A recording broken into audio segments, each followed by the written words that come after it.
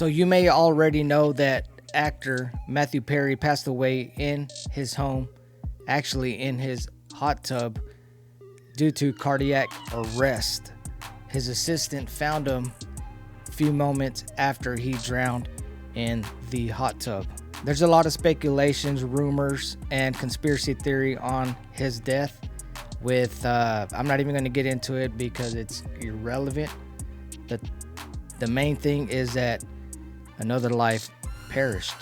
And if you know who he is, and if you're a big fan of Mathew and the sitcom Friends, you know that he struggled a lot in the past with addiction with drugs and alcohol, even before he became an actor on Friends. So what I want to talk about and showcase and highlight on this video is not on the struggles from Mathew Perry's past. What is it that we as human beings, as people, are trying to fulfill in our lives?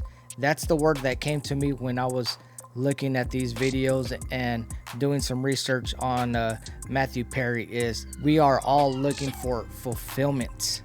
We're trying to fill that void that's in our soul, in our hearts. But before we get into any of that, my prayers and thoughts go out to Mathew's family and friends. My hope and prayer is that they find comfort and peace while they're going through this grieving period.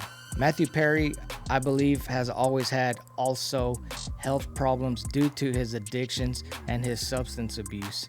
He talks about his struggles and his near-death experience on the Bill Maher show. Let's take a look at it. First of all, I'm so glad you're here. Plugging a book, because a lot of people did have you in the dead pool. Yeah. Maybe you. Yeah. I had a horrible accident about 7 years ago. I was given a 2% chance to survive the night. Right. They didn't tell me that, obviously, because I wasn't really there, but they told my family.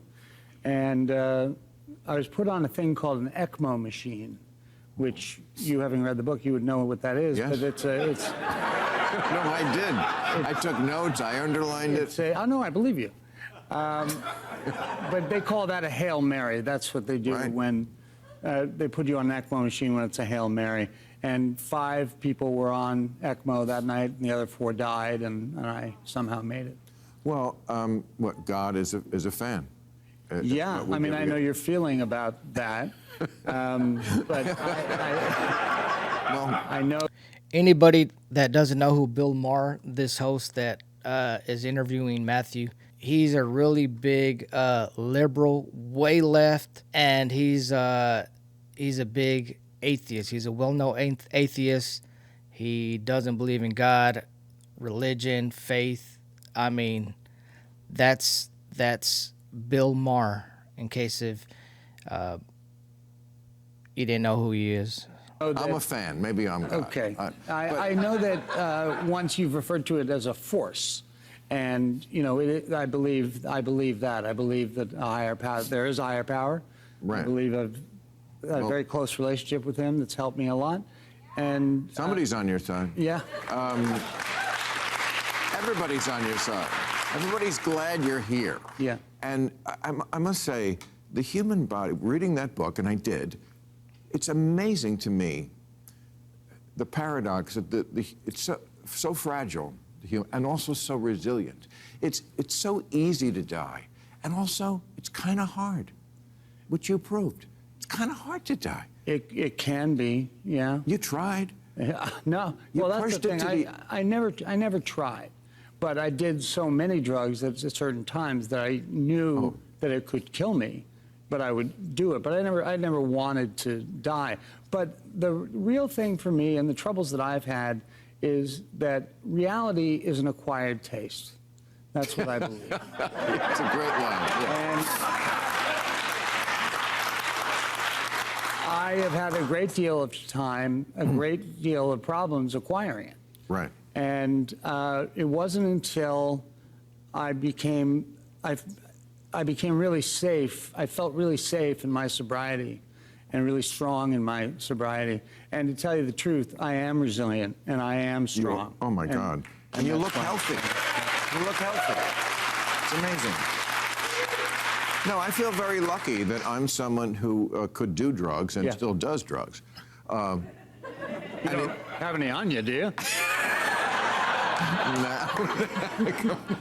And it doesn't affect me that way. But I mean, your stats, I mean, unbelievable. 6,000 AA meetings, took 55 Vicodins a day. This is like Joe DiMaggio with the 56-game hitting streak. I mean, no one's going to come up with these stats. No one's going to beat you on some of this stuff. Yeah, and some of the things that I went through to get that many pills a day. Oh. You know, my whole life was math. I mean, you know the story about the open house. Yes. Can we talk about this? Sure. Yeah. This is because I remember the David Bowie song, like "Waiting for the Man." Right. This is where I was a teenager. First learned the concept of what addiction was. I think from that song. Like, this is this big rock star, but he's waiting for the man. Yeah. Keith Richards has said the same. Doesn't matter how big you are, how famous you are, the drug dealer, you are his bitch. Yeah. You're waiting for the man. But you didn't wait for the man. You went to open houses and stole drugs from people's medicine cabinets. Such a better plan. Right? Wow. You know, Bill Maher is making a joke with this issue with Mathew Perry, but you can see that Mathew is trying to pour out his heart. And, you know, I think this was probably the wrong show to go on, especially when you're trying to talk about your issues that you had. Mathew Perry mentioned on another interview that he doesn't want to be remembered from his acting skills or his roles that he played. He wants to be known for helping other people that had the same addiction. That's what he wants to be remembered for. And of course, he put out a book talking about his life experience. But, you know, that this one kind of rubs me the wrong way, this Bill Maher guy, because Mathew Perry is really pouring out his heart and his soul. And this guy's making light of it, almost mocking his experience, you know. It's crazy that when Mathew struggled with drug addiction, Bill Maher says, "Oh, I got drugs. I do drugs, but I don't act the way you do, or, you know, I don't do these crazy things per se." I think it's a mockery to Mathew Perry and to others who struggle with these addiction. That's just my thought on that. I would look in the paper and look at open houses on Sundays, and I would go upstairs to the medicine room, and if it was an elderly couple, I knew I'd hit it home. And then you look at the dates, you know, and if the dates are old and there's still a lot of pills, you can take a lot of them. And I'm telling, it's a horror story, and I'm telling it in kind of a funny way. But as I drove off, I was like, nobody's going to say, Chandler just stole drugs out of my medicine cabinet? Exactly.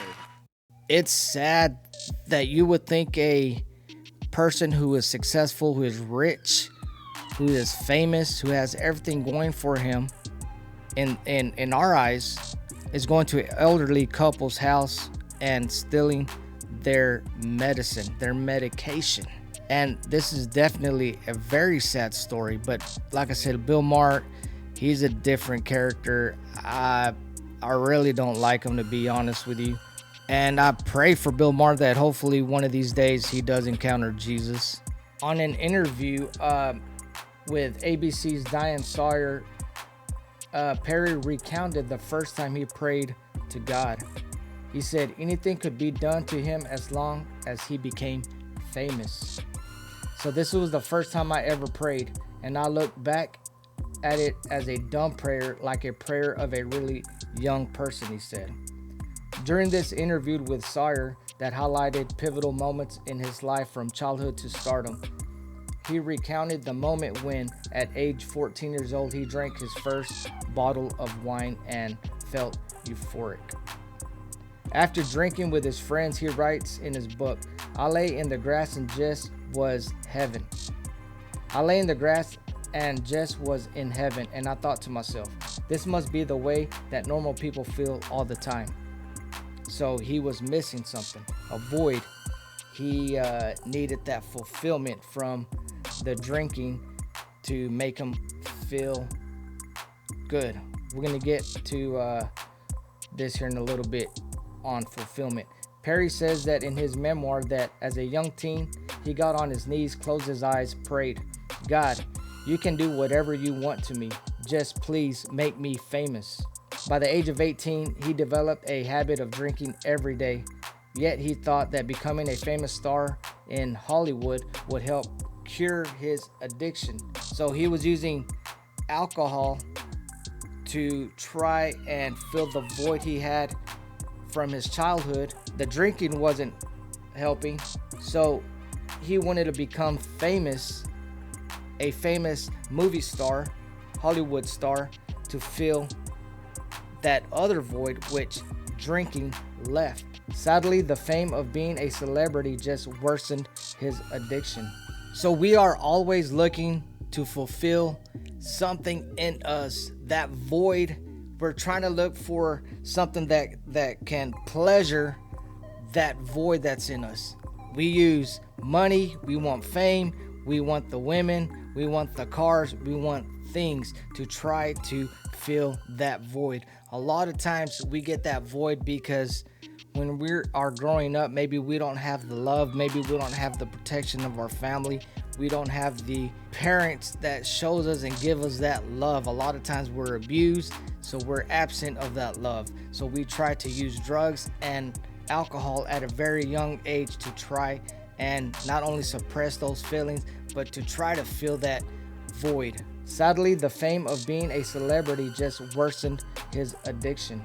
1 John 2:16 says, for the world offers only a craving for physical pleasure, a craving for everything we see, and pride in our achievements and possessions.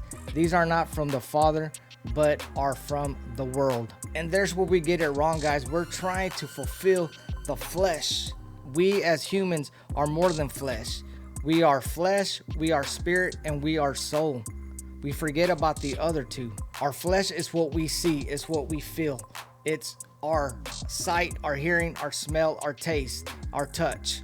Our soul is our mind, emotions, and our will, but our soul has limitations. Our spirit is the direct connection to God, and there's where we fail.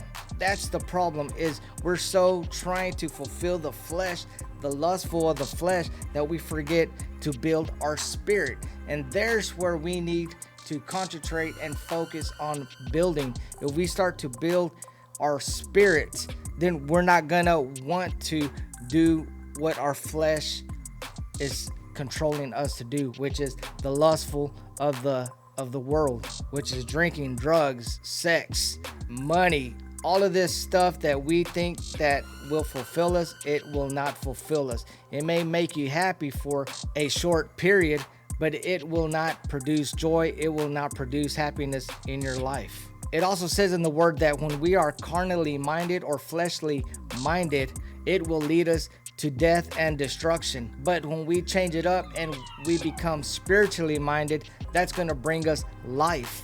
Mark 7:21 says, for within out of a person's heart come evil thoughts, sexual immorality, theft, murder, adultery, greed, wickedness, deceit, lustful desires, envy, slander, pride, and foolishness. All these vile things come from within the flesh. They are what defile you. And that's what happens whenever we go to drugs, when we go to alcohol. It's poison in our bodies. Y'all guys are grown up. Y'all guys know what I'm talking about, right? That's what defiles our bodies. And we wonder why we don't live that long. Every time I make a reaction video to celebrities, rock stars, or these people that are famous and rich, I always like to go back to King Solomon, who was and maybe still the wisest and richest person that ever walked on this earth. King Solomon talks about joy and happiness and how to receive it. Check it out. Proverbs 3:13 says, "Joyful is the person who finds wisdom, the one who gains understanding, for wisdom is more profitable than silver, and her wages are better than gold. Wisdom is more precious than rubies. Nothing you desire can compare with her. She offers you long life in her right hand and riches and honor in her left. She will guide you down delightful paths. All her ways are satisfying. Wisdom is a tree of life to those who embrace her. Happy are those who hold her tightly." So you want joy, you want happiness, find wisdom. Now, there is all type of different wisdom. There's a different people preaching wisdom, but the right wisdom comes from our Heavenly Father above. James 1:5 says, "If you need wisdom, ask our generous God. He will give it to you. He will not rebuke you for asking." So if you want to fill that void, don't go to drugs, don't go to sex, don't go to these other worldly fleshy things, because it's only temporary. Jesus is the way, the truth, and the life. He came to give you life and life in abundance. He will fill that void, that emptiness that you are seeking out. A lot of us might not relate to Mathew Perry's life and his struggles, but we've all struggled with some form or fashion of an addiction. It could be food, it could be drugs, anger, porn, sex. You fill in the blank. Believe it or not, even your own job can be a vice, a grip that you are using to fulfill something inside of you. Anger, pride could be another. These things that are mentioned are what is lustful to our heart. Lust is a passionate desire for something, a sensual appetite regarded as sinful. So if you're going through any of these type of strongholds, these grips, these addictions, there's only one way and one person that could save you from it, and that is Jesus Christ.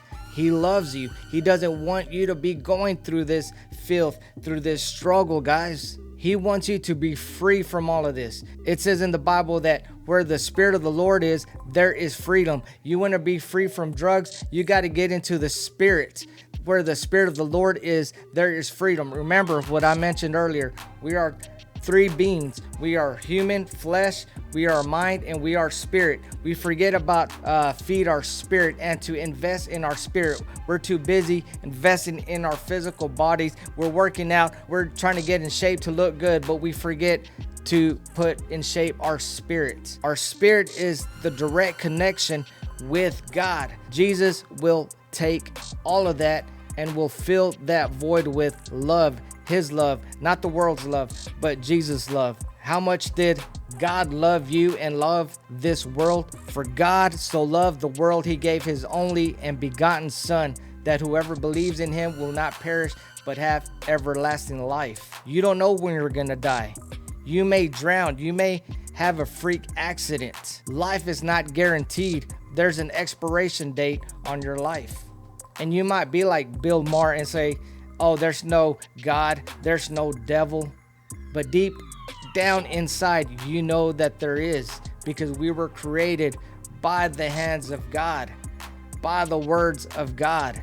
He breathed his spirit into you and caused you to have a spirit. But a lot of times we get broken down so much that we shut down. We get hurt so bad and so much that we shut down. And we want to blame everybody else. We want to blame God when it's us. We screw the things up around us. Humans screw the things up. We have will. Remember, like I said, flesh. We have our soul, which is our thoughts, our mind, and our will, and our emotions. And then the spirit. Where the Spirit of God is, there is freedom. Guys, thank you for watching this video. Please subscribe, please like, and we'll see you on the next video. Peace.